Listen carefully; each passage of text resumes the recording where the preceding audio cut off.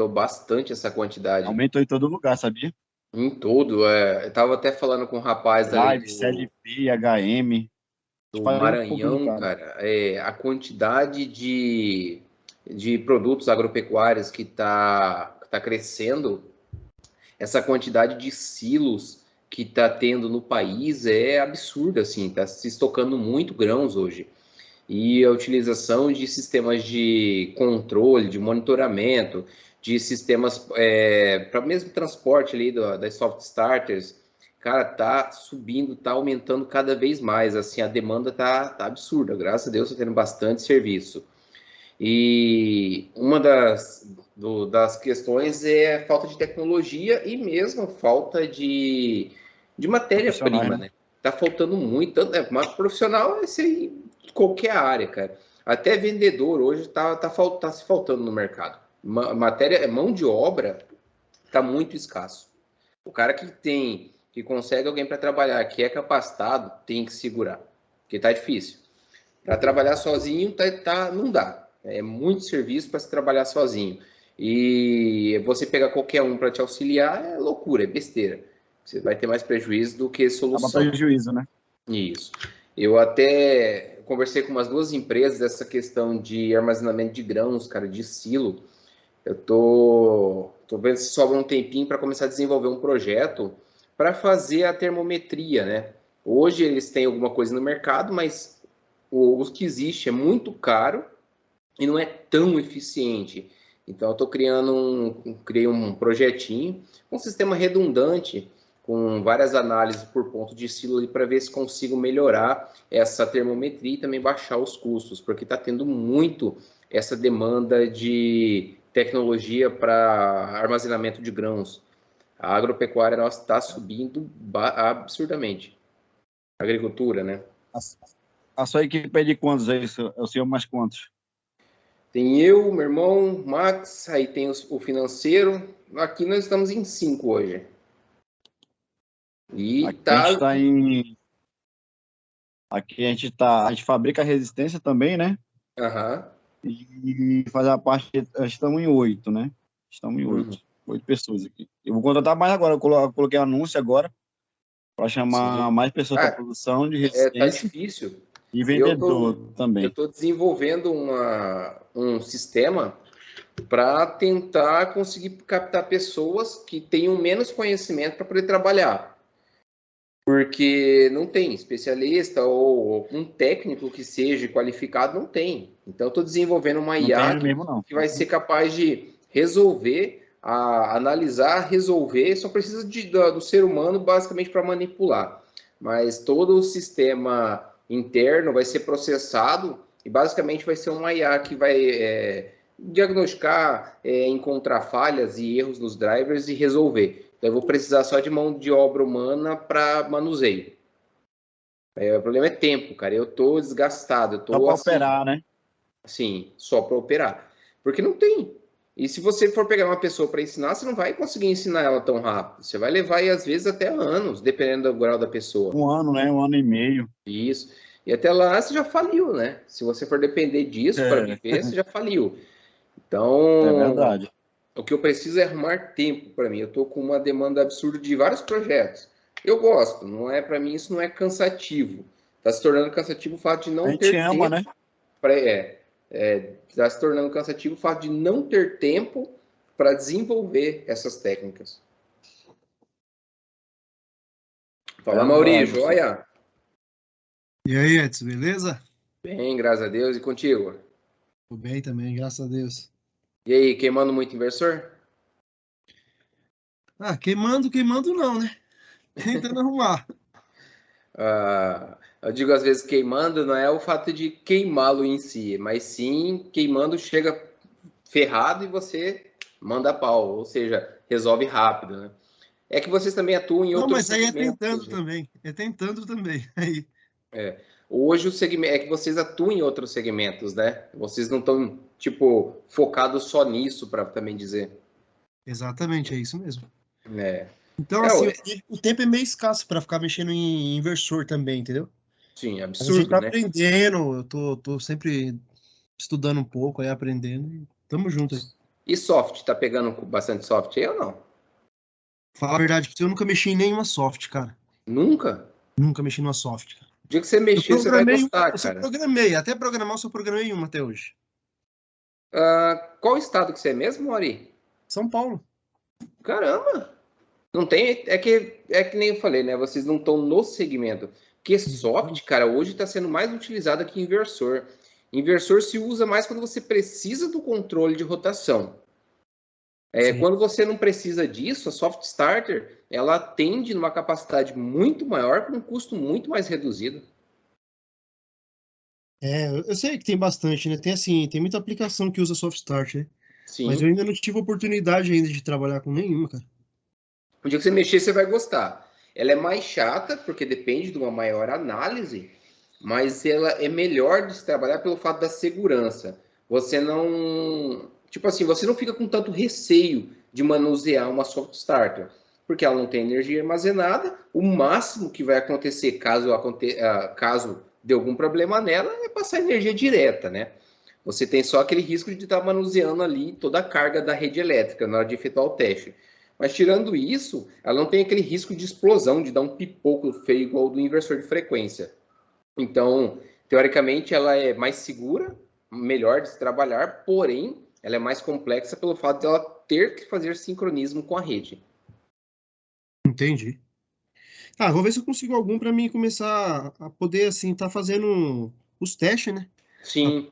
Até para poder acompanhar as aulas que você tá dando sobre soft start, né? Você viu a aula passada? Você estava na aula passada, né, Maurício? Ou não? Tava assim, pô. Tava, né? Então, da base fundamental de soft starter. Cara, todas, tudo quanto é modelo, é a mesma coisa. Ela tem que fazer o sincronismo de rede, ela vai apenas controlar a saída dela. A base de todas são iguais. O que vai mudar ali é uma topologia eletrônica de análise. Às vezes a VEG utiliza ali optoacoplador daquele formato para fazer a passagem por zero, a Siemens utiliza outra topologia, mas a base é a mesma, ela precisa fazer esse sincronismo. Então é bem. Por isso que eu foco não em equipamento específico, porque é besteira. Porque se você é especialista, por exemplo, num VEG, se chegar um Siemens aí, você dançou. Então você tem que entender a base fundamental. Entendeu a base fundamental e você conhece de elétrica e eletrônica, rapaz, é show de bola. E com experiência, né, vai se tornando mais prático e mais rápido você efetuar isso a cada dia. Não, beleza, beleza. Tá certo, pô. Eu tô gostando bastante aí das aulas que você tá dando, cara. Uhum. Eu peço assim, esse tempinho que a gente tem logo no início da aula e no final delas, principalmente essas aulas ao vivo, é para a gente discutir mesmo. Tem dúvida? Pode trazer. Não fica com receio achando que às vezes é uma pergunta besta, que não existe pergunta besta. O que existe é o besta que não perguntou, entendeu? É Mas verdade. toda pergunta é válida, cara. Não é porque é uma coisa simples demais, não vou perguntar. Você deixa passar e uma hora por causa dessa coisa simples acontece um tipo de falha ou você não consegue resolver um problema. Pergunta. É interessante. Quanto mais dúvida você tiver e trouxer para a gente, melhor é porque se torna até dinâmico nossa aula. Não fica aquela coisa tão massiva assim que eu chego aqui, vou explicar tudo para vocês e ninguém pergunta nada. Para mim é interessante porque tanto eu evoluo como vocês vão se tornar mais detalhistas na hora de aprender. Não, beleza. As dúvidas que eu tô tendo, eu tô perguntando, cara. Você tá sempre aí Uhum. me ajudando aí, respondendo. Sim. Hoje nós vamos. Por que essa aula 7 é questão de retificação, armazenamento e fonte chaveada? Muitas vezes a gente vai precisar fazer a alimentação de um inversor ou de uma soft de forma analítica, vamos dizer assim, tira o retificador original, emprega ali tensões adequadas no ponto adequado para poder fazer a alimentação e análise de teste. Então, é interessante como é que funciona essa parte de retificação e a fonte, nessa mesma aula de agora, a fonte é idêntica, tanto para inversores de frequência como soft starter. A base delas é a mesma coisa, é o transformador Chopper. Tem algumas fontes que são mais simples, são apenas conversores direto, elas não têm nem isolamento galvânico. Por exemplo, aquelas soft starter MCD da Danfoss. Lá, se vocês quiserem uma hora, a gente pode trazer aquela topologia do CI. A fonte dela é bem simplesona de tudo. Ela não tem nem chopper, ela usa indutor. Então, a parte de fonte, sistema de controle, e a parte de retificação e armazenamento, parte de potência e alimentação externa, caso a gente precise. Conhecendo essa base, você pode tirar qualquer módulo.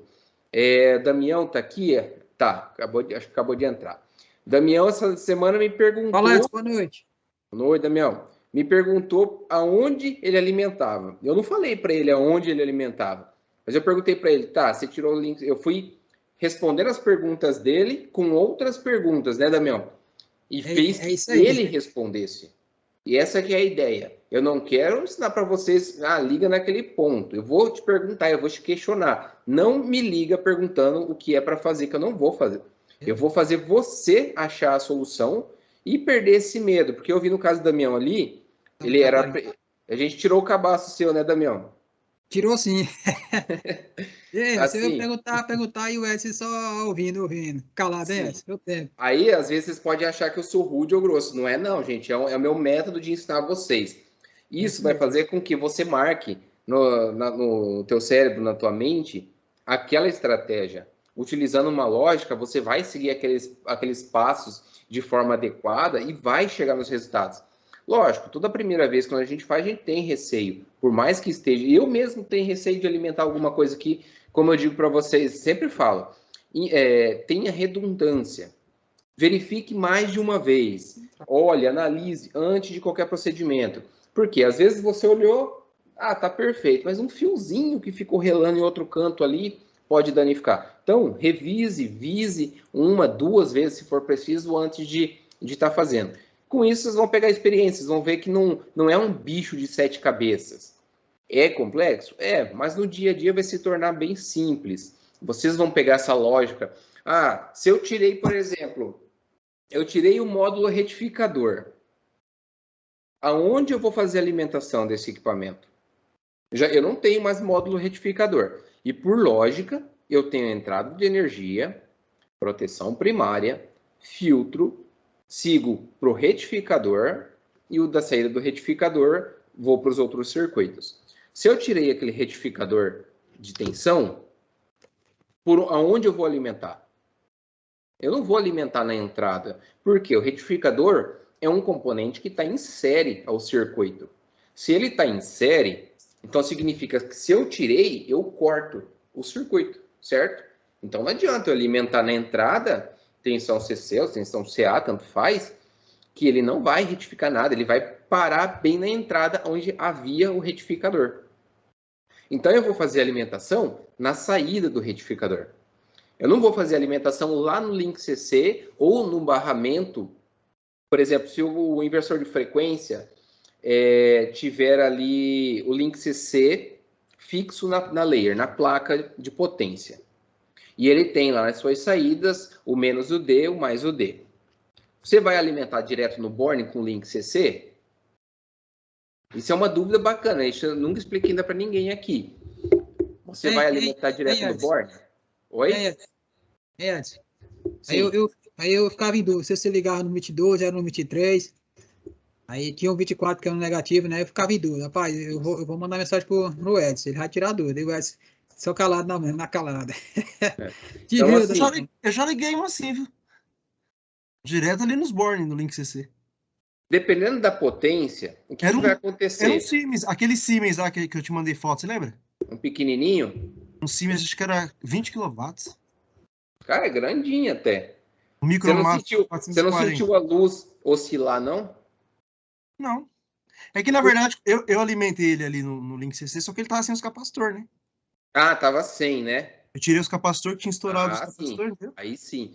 Porque o que eu ia falar? Quando você tira o retificador e você quer fazer a alimentação adequada, se tiver a opção de você retirar os capacitores, show de bola. Você pode pegar pelo barramento ali, não tem problema algum. Mas se tiver com os capacitores, você vai ter aquele súbito de corrente instantânea. Porque aqueles dois bornes ali, eles não passam pelo pré-carga. Eles vêm direto do link CC. Então, se os capacitores estiverem empregados na placa, e você alimentar ele por ali, provavelmente, se não der um pipoco, você vai ver aquela luz. Sabe quando liga o chuveiro que dá aquela baixada? Você vai sentir essa sensação que ele vai drenar a corrente, e é até perigoso. Você está, né, com um componente na mesa, testando ali, de repente explode alguma coisa. Então, o certo, faz a alimentação seguindo o circuito. Sempre segue o circuito. Vocês estão com dúvida? Peraí, estou com dúvida aqui nesse segmento. Peraí, deixa eu ver como é que ele funciona. Vem seguindo aquela lógica, como eu vou fazendo para vocês. Seguiu aquela lógica, retificou, após a retificação, pré-carga. Depois da pré-carga, filtro, link CC, fonte, vai seguindo as sequências.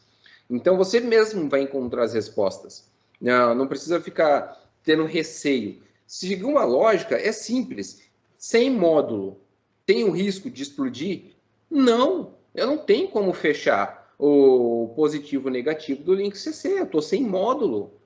Por isso que eu faço aqueles jumpers no semiciclo positivo lá para ter a referência. Porque por mais que tenha uma cagada, um disparo esteja ruim, um disparo esteja em nível alto lógico, em nível lógico alto, direto, não vai explodir, porque o módulo eu retirei. A parte de potência que seria responsável por fechar esse curto, eu tirei do circuito. Então, sem medo algum, eu vou injetar as tensões. Referencial é uma coisa que vocês têm que ter em mente sempre. O que é um referencial elétrico? Aonde eu vou ter a base de referência para as medições?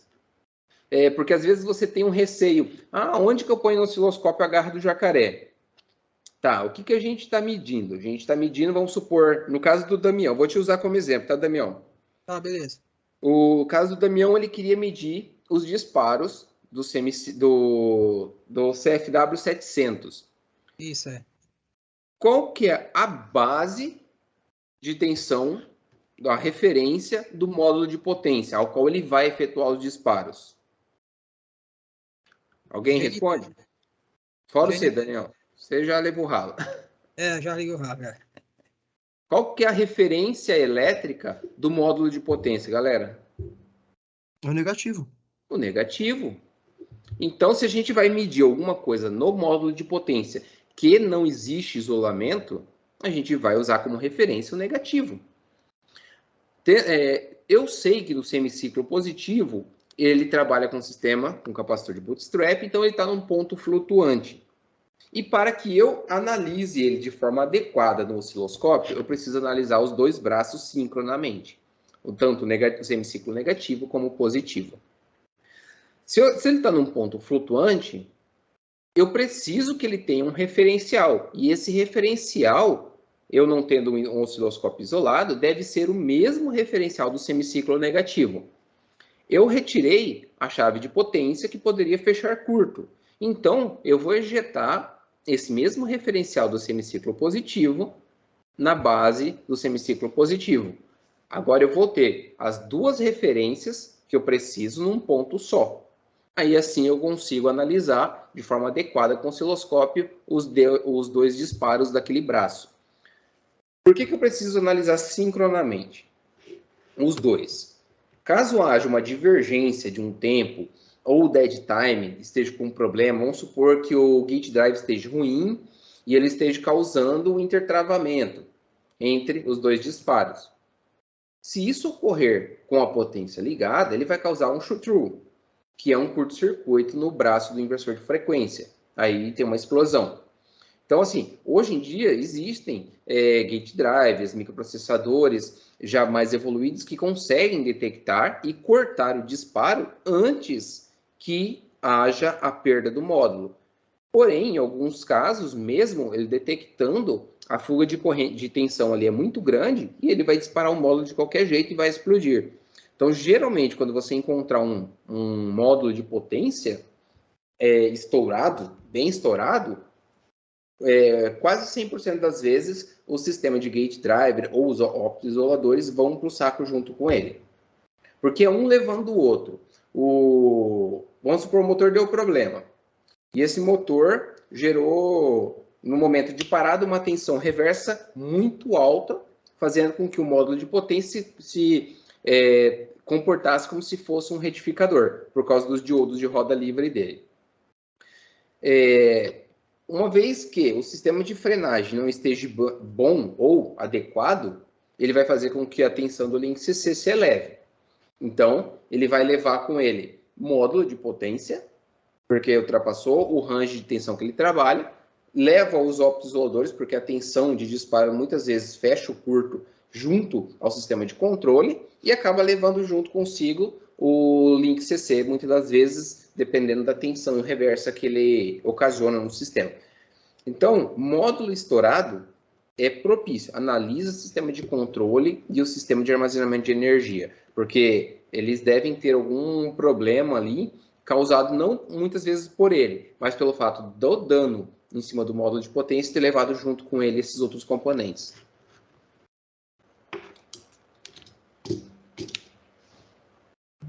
Alguma dúvida, galera?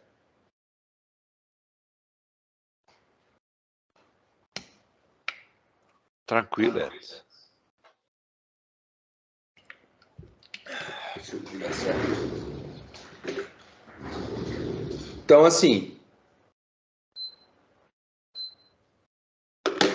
a aula de hoje é mais para que vocês consigam entender todo esse circuito que faz retificação, filtragem, armazenamento e a fonte de alimentação. Toda eletrônica de potência possui fonte de alimentação. Seja soft starter, seja inversor de frequência, seja IHM, seja placa controladora, depende de uma fonte de alimentação de controle. Não existe eletrônica sem fonte eletrônica. Então, o que vai mudar vai empregar tipo de topologia. É uma fonte CC-CC de alta amplitude para baixa amplitude, é uma fonte, é um conversor CC-CC, que não deixa de ser um tipo de fonte, que seja um sistema elevador de tensão, um rebaixador de tensão, é uma fonte. Então, todo circuito eletrônico de potência possuirá uma determinada tipo de fonte. E elas geralmente vêm de um circuito de potência. Elas necessitam de uma tensão retificada. Vocês não vão encontrar, lógico, às vezes encontram aí aquelas fontes lineares, mas é de equipamento muito antigo, mais velho que meu avô, que utilizavam aquelas fontes com transformadores gigantes, que possuíam baixa eficiência, aqueciam, eram pesados. Isso já não se encontra em mais canto nenhum, pelo menos não em tecnologias novas. Mas a base delas é sempre a mesma. Elas dependem de tensão contínua. Porque dentro de todo o processo, ele vai retificar, vai modular e vai, através de altas frequências, com transformadores choppers, que são mais eficientes, gerar tensões de baixa amplitude para o sistema de controle. Então, vocês vão ver de cara, achou uma placa eletrônica, tem um chopper, pode bater ali que ali é um tipo de fonte. Agora, se é uma fonte para o sistema de controle, ou se é uma fonte para o sistema de disparo, ou coisa do gênero, aí vai de questão de analisar o circuito ali para entender o que ela faz.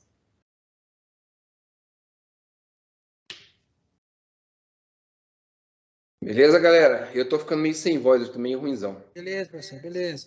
Show, hein? Beleza, Edson. Beleza. Tem alguma dúvida? Tranquilo. Vocês querem falar alguma coisa? Ficou alguma coisa meio mal explicada? Só uma dúvida, professor. Sim, pode falar. Vai ter alguma aula que você vai falar assim sobre os gate drive?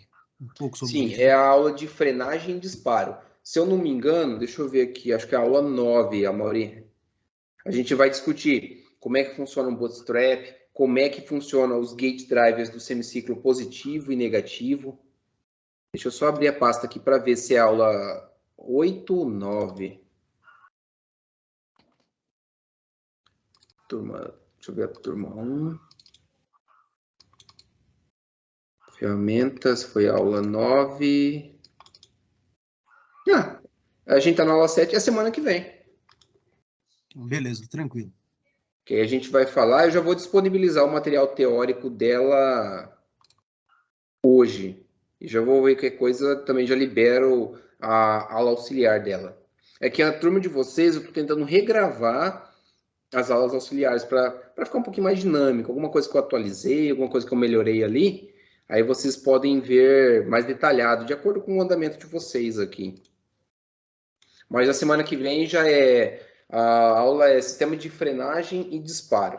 que a gente vai discutir um pouco sobre, eu até acho que comentei na aula de hoje, essa questão do momento que o motor está parando muito rápido, ele deixa de ser um motor e passa a ser um gerador. Aí ele ejeta tensão através do circuito de disparo, ele ejeta tensão no link CC, fazendo aquela sobretensão sobre os terminais. Eu fiz ela bem bacaninha essa aulinha, eu vou mandar para vocês, já libero hoje ela ainda. Vocês podem dar uma olhada. E nela também a gente já vai discutir sobre os sistemas de disparo. Gate Driver, Bootstrap, por que eu não utilizo um sistema pull-down ali para poder efetuar o disparo da chave de potência. Então, eu deixei bem detalhado a diferença de um opto isolador para um gate driver, como é que são essas características. Beleza, professor. Valeu, cara. Beleza? Beleza, pessoal. Valeu, boa noite. Show de Boa noite, bola. galera. Galera, forte Boa noite. abraço a todos. Qualquer coisa é só me ligar.